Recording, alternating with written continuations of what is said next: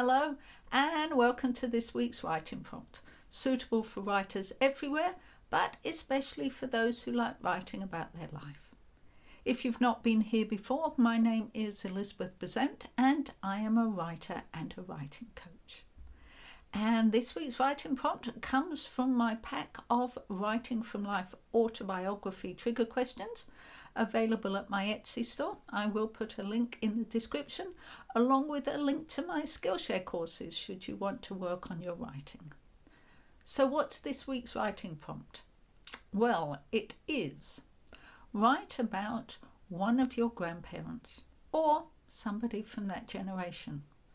This was a tricky question to phrase, really, because grandparents play a huge role in our life, an important role in our life.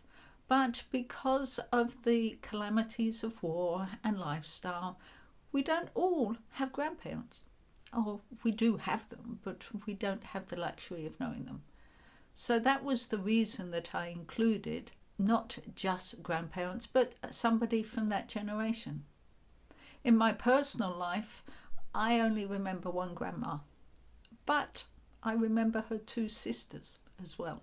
And the three sisters come into a few stories that I remember and anecdotes of my past.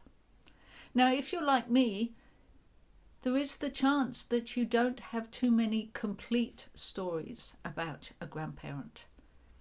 And if that's the case, it's hard to write an anecdote about them or an event that happened. Therefore, I would like to also suggest that if you can't come up with a story or an anecdote, that perhaps write a description of them. I mean, there are lots of little things that we know about people that we don't always think are special. For example, I know my grandma used to love gardening. I remember that she had hydrangeas at the front of her house, and some of them were blue and some of them were purple. At least I think they were hydrangeas. And she was the one that taught me that they were different colours because of the different soil they were in. She was also the one that taught me that geraniums were wonderful flowers to grow in the garden because if they broke, you just stick the stem back in and you get a new plant, if you're lucky, because they grow from cuttings. I also know that my grandma lived with one of her sisters, so every time we went to visit her, there was always the two of them. I rarely saw my grandma on my own. Not that I was complaining, I got on with my great aunt very well. But these are the little things, they show how that generation lived. For example, if you think back to your grandma, if you think back to your grandma, most grandmas wore different shoes from what grandmas wear today. They wore different clothing, they cooked different food. They had different hairstyles. For example, I am old enough to be a grandma, and it would not have been acceptable for me to have my hair loose.